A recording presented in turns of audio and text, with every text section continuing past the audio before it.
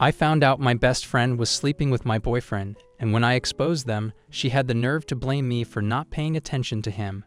It all started on a Tuesday afternoon. I was at work, checking my phone during lunch, when I got a text from my best friend, Emily. She said she had some girl stuff to deal with and wanted to cancel our usual dinner plans that night. I didn't think much of it.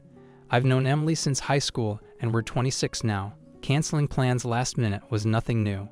What bothered me, though, was how distant she'd been for the past few months. I couldn't put my finger on it, but something felt off. That evening, I was supposed to have a date with Alex, my boyfriend of over a year. But as I was getting ready, he texted me, saying he was exhausted from work and just wanted a quiet night in. Again, nothing unusual. He worked long hours, but something clicked in my brain when I thought about how both Emily and Alex suddenly had the same excuse on the same day. My gut twisted, and I laughed it off. I had no reason to be suspicious, or did I? I sat there on my bed, holding my phone, staring at their texts. That gnawing feeling of doubt grew, so I decided to check something. Both Alex and Emily had shared their locations with me ages ago. It wasn't something I ever use until now. Call it a gut feeling or paranoia, but I opened Find My Friends. Emily's location popped up first. She wasn't at home, and neither was Alex. My heart dropped into my stomach. They were both at the same location, Alex's apartment. My chest tightened as I tried to process what I was seeing. Maybe it was a coincidence, right? Maybe Emily had just stopped by to check on Alex. But deep down, I knew better. The dots were starting to connect, and none of them painted a pretty picture. My hand shook as I grabbed my keys. I needed answers. I drove over to Alex's place, feeling like I was in some kind of nightmare. My stomach churned the entire way there, my mind racing with a million possible explanations. When I got to Alex's building, I parked down the street. I couldn't go in guns blazing.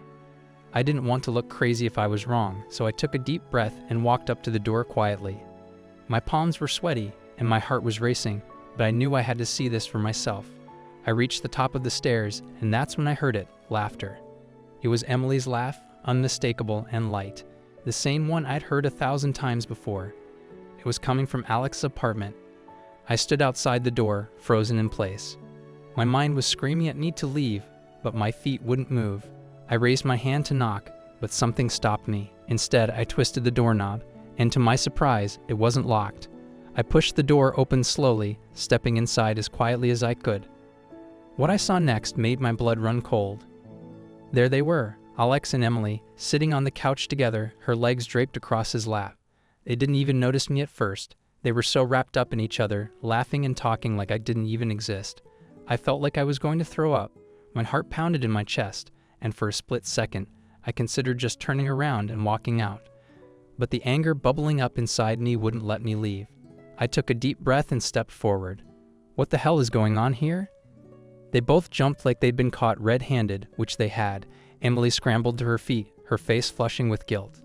Alex just sat there, his mouth hanging open in shock. Neither of them said a word at first, and the silence in the room was deafening.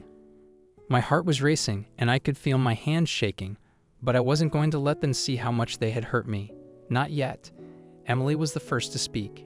"It's not what it looks like," she stammered, her voice trembling. But the guilt on her face told me otherwise. I crossed my arms, glaring at both of them. "Really? Because it looks like you've been sneaking around with my boyfriend," I snapped, my voice rising. "How long has this been going on?" I demanded, looking between the two of them. Alex finally stood up, rubbing the back of his neck awkwardly. "It's complicated," he muttered. "We didn't mean for this to happen." My blood boiled at his weak excuse. "You didn't mean for this to happen?" I repeated, my voice filled with disbelief. "So what, you just accidentally ended up all over each other on the couch?" Emily bit her lip, looking like she wanted to disappear. "We didn't plan it," she whispered. "It just happened." That was it. That was their excuse. It just happened. Like I was supposed to believe this was some kind of random mistake, not a calculated betrayal. I couldn't believe what I was hearing. But then Emily said something that flipped everything on its head. "Maybe if you'd been paying more attention to Alex, this wouldn't have happened." I froze. Did she really just try to blame me for their affair? My jaw dropped, and for a moment I couldn't speak. "Are you serious right now?" I finally said, my voice shaking with rage. "You're actually going to stand there and blame me? You, my best friend, who's been sleeping with my boyfriend behind my back." Emily crossed her arms, her eyes narrowing. Look, I'm not saying it's all your fault, but you have to admit you haven't exactly been present lately. Alex needed someone, and I was there. My head was spinning. I couldn't believe what I was hearing. Not only had they betrayed me, but now she was trying to justify it by making it seem like I was the problem. Like I had somehow driven them together. I looked at Alex, waiting for him to say something, anything that would make sense, but he just stood there looking at the floor. I took a step toward Emily, my hands shaking with rage. "I was your best friend," I hissed. "You had every chance to tell me if something was wrong, but instead you went behind my back. How could you do this to me?" Emily didn't even flinch. Alex was unhappy, okay. He came to me for advice, and one thing led to another. Her voice was so matter-of-fact, so detached from the reality of what she had done. It made my blood boil. "You think that justifies it? You think that makes it okay?" Alex finally spoke up, his voice barely above a whisper. "I didn't want to hurt you," he said, his eyes still glued to the floor. "It just happened." That phrase again, "it just happened," like they were both powerless to stop themselves from betraying me. I couldn't take it anymore. "You know what?" I said, my voice cold. "I'm done with both of you." I turned and walked toward the door, my heart pounding in my chest. "We're over, Alex. And Emily, don't ever speak to me again." I slammed the door behind me, feeling the weight of their betrayal crash down on me. As soon as I got outside, the tears came. I leaned against the side of my car, trying to catch my breath, but the sobs just kept coming. I couldn't believe this was happening. Emily had been my best friend for years. We had shared everything. Our secrets, our dreams, our lives. And now she had destroyed it all. And Alex? I thought I knew him, thought we had a future together. But he had thrown it all away for a fling with my best friend. The pain was unbearable. I don't know how long I stood there, crying in the parking lot, but eventually I pulled myself together enough to drive home. The next few days were a blur. I couldn't eat, I couldn't sleep. And every time I closed my eyes, I saw them together on that couch, laughing like I didn't exist. My phone buzzed constantly with texts and calls from both Alex and Emily, but I ignored every single one. I didn't want to hear their excuses, their apologies. Nothing they could say would make up for what they'd done. Then, one afternoon, I got a knock at my door. I opened it to find Emily standing there, looking like she hadn't slept in days. "Can we talk?" she asked, her voice barely above a whisper. I wanted to slam the door in her face, but something stopped me. Maybe it was the need for answers. Maybe it was the part of me that still couldn't believe my best friend had done this. Against my better judgment, I stepped aside and let her in. We sat down in the living room, and for a moment neither of us spoke. Emily looked down at her hands, twisting her fingers together nervously. "I'm sorry," she finally said, her voice cracking. "I never wanted to hurt you. I know what we did was wrong, but Alex was so unhappy, and I didn't know how to help him. It just happened." That phrase again. It just happened. I was so sick of hearing it. "So your solution was to sleep with him?" I asked, my voice dripping with sarcasm. "That's how you helped him?" Emily's eyes filled with tears. "I know it was wrong," she said, her voice breaking. "But you weren't there for him, and he needed someone. I didn't plan for this to happen. I just got caught up in it." I stared at her, my anger boiling over. "You got caught up in it?" I repeated, my voice rising. "Emily, you had a choice. You could have stopped this at any time, but you didn't. You chose to betray me. You chose to sleep with my boyfriend." Emily wiped her eyes, but I didn't feel an ounce of sympathy for her. "I know," she whispered, "and I'm sorry, but you have to understand, Alex and we didn't mean for this to happen." I couldn't believe what I was hearing. She was still trying to justify it, still trying to make it seem like they were the victims in all of this. "You're unbelievable," I said, shaking my head.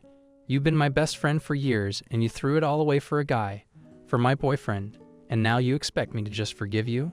To understand?" Emily's silence told me everything I needed to know. She didn't expect forgiveness. She expected to get away with it. "I think you should leave," I said, standing up and walking toward the door. "We're done, Emily. I can't ever trust you again." Emily stood up slowly, tears streaming down her face, but I didn't care. She had made her bed, and now she had to lie in it. Without another word, she walked out, leaving me standing there in the silence of my apartment. The days that followed were a mix of anger, sadness, and numbness. I deleted Alex from my life, blocked his number, unfriended him on every social media platform, and removed any trace of him from my phone. As far as I was concerned, he didn't exist anymore. But Emily? That was harder. She had been a part of my life for so long, and now that she was gone, there was this gaping hole where our friendship used to be. I missed her, but I knew I could never forgive her for what she had done. A few weeks later, I found out through mutual friends that Emily and Alex had started officially dating. The news made me sick to my stomach, but I wasn't surprised. I had seen it coming the moment I caught them together. They had betrayed me, and now they were moving on with their lives like I didn't even matter. It hurt. It hurt more than I wanted to admit, but I knew I couldn't let their relationship control me. I had to move on, even if it felt impossible. Then, one night, while I was out with some friends, I ran into them. Emily and Alex were sitting at a bar, laughing and holding hands like nothing had ever happened. My blood boiled at the sight of them, but I tried to ignore it. I didn't want to give them the satisfaction of knowing they still got under my skin. But as the night went on, I found myself getting angrier and angrier. How could they just sit there, acting like they hadn't destroyed my life? Before I knew it, I was walking across the bar, my hands clenched into fists. I stopped right in front of their table, glaring down at both of them. Really? I spat, my voice shaking with anger. This is what you do now. You sit around, pretending like you didn't just ruin everything? Emily's face paled, and Alex shifted uncomfortably in his seat. Neither of them said a word. I could feel the eyes of everyone in the bar on us, but I didn't care. I wasn't going to let them get away with this. You think you can just move on like nothing happened? I continued, my voice rising. You think you can pretend like you didn't betray me? Like you didn't destroy everything we had? Emily finally spoke, her voice barely above a whisper. We didn't mean to hurt you. There it was again, that same tired excuse. I couldn't take it anymore. I'm done listening to your excuses, I snapped. You both made your choices, and now you have to live with them. I hope it was worth it. Without waiting for a response, I turned and walked away, my heart pounding in my chest. I didn't care that I had caused a scene. I didn't care that everyone in the bar had seen the whole thing. All I cared about was finally standing up for myself. I had let them walk all over me for too long, and it was time to take back control of my life. As I stepped outside into the cool night air, I felt a strange sense of relief. For the first time since all of this had started, I felt like I could finally breathe again. In the weeks that followed, I focused on moving forward. I threw myself into work, picked up new hobbies, and reconnected with old friends. Slowly, the pain of their betrayal started to fade. It wasn't easy, and there were days when the anger still bubbled up inside me, but I was getting better. I realized that I didn't need people like Emily or Alex in my life. They were toxic, and cutting them out was the best thing I could have done. Then one day, I got a message from a mutual friend. Emily and Alex had broken up. Apparently, their relationship had fallen apart after months of constant fighting and jealousy. I couldn't help but laugh when I heard the news. It was karma, plain and simple. They had betrayed me, and now they were turning on each other. Part of me wanted to gloat, to feel vindicated, but mostly I just felt relieved. I had dodged a bullet by cutting them both out of my life when I did. As time went on, I found that I cared less and less about what they were doing. Their drama was no longer my concern. I had moved on, and I was happier for it. The experience had taught me a lot, about trust, about loyalty, and about the importance of standing up for myself. It wasn't an easy lesson to learn, but it was a valuable one, and now I was stronger for it. Eventually, I found myself in a much better place. I had moved on from the pain, and I had built a life for myself that didn't include them. I met new people, made new friends, and even started dating again. It wasn't easy to open up after everything that had happened, but I knew I couldn't let the past control my future. I deserved better, and I wasn't going to settle for anything less. Looking back, I can't believe how blind I was to everything that was happening right in front of me. But hindsight is 20/20ths, and I've learned not to beat myself up over it. I was a good friend, a good girlfriend, and I didn't deserve what happened. The blame lies entirely with Emily and Alex, and nothing they say will ever change that. They made their choices, and they have to live with the consequences. I'm just glad that I had the strength to walk away from both of them, even when it felt like my entire world was falling apart. In the end, betrayal is one of the hardest things to overcome, but it's also one of the most valuable lessons you can learn. It forces you to reevaluate the people in your life, to figure out who truly has your back and who doesn't. In the end, I'm grateful for what happened, as strange as that sounds. It showed me who my real friends were, and it made me more resilient. I don't need people like Emily and Alex in my life. I've moved on, and I'm better for it. They're just a chapter in my story, one that's long since closed. Now when I think about Emily, I don't feel anger anymore. I just feel pity. She threw away a decade of friendship for a guy who wasn't worth it, and in the end, she lost both of us. I'll never understand how she could justify what she did. But that's her burden to carry, not mine. I've made peace with what happened, and I'm proud of the way I handled it. I didn't let their betrayal break me. Instead, I use it as fuel to rebuild my life and become a stronger, more confident version of myself. As for Alex, he's a distant memory now. I don't know where he is or what he's doing, and honestly, I don't care. He's part of a past that I've left behind, and I'm perfectly fine with that. I'm in a better place now, surrounded by people who truly care about me, and that's all that matters. Betrayal might sting in the moment, but in the end, it only makes you stronger. I know who I am, and I know what I deserve, and that's something no one can ever take away from me. One thing I've learned from all of this is that you can't control other people's actions, but you can control how you respond to them. Emily and Alex made their choices, and they chose to betray me. But I chose to walk away with my head held high, and that's something I'm proud of. It wasn't easy, and there were times when I felt like the pain of their betrayal would never go away. But it did. It faded little by little until it was just a distant memory. And now I can look back on that time in my life and know that I came out stronger on the other side. I've learned that betrayal doesn't define you, it defines the person who betrayed you. Emily and Alex will always be the ones who chose to lie and cheat, but I'm the one who chose to rise above it, to move on and build a better life for myself, and that's something no one can ever take away from me. Betrayal is a painful lesson, but it's also a valuable one. It teaches you who you can trust, and it shows you your own strength, and in the end, that's more important than anything else. Now, when I look at the life I've built for myself, I feel nothing but pride. I didn't let their betrayal break me. Instead, I used it as a stepping stone to become a better version of myself. I've learned to surround myself with people who truly have my back, and I've learned to trust my instincts. If something feels off, it probably is, and I won't ignore those feelings anymore. I've also learned that it's okay to walk away from people who don't treat you the way you deserve to be treated.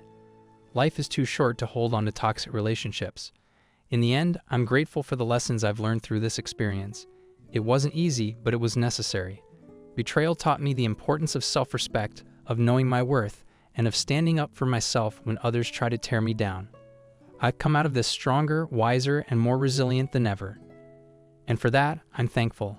Emily and Alex are just a part of my past now, and that's where they belong. I've moved on, and I'm living my best life, and that's the greatest revenge of all. I don't look back on that time with bitterness anymore. Instead, I see it as a turning point in my life. It was the moment I realized that I deserved better, that I didn't have to settle for people who didn't value me. It was the moment I took control of my own happiness, and I haven't looked back since.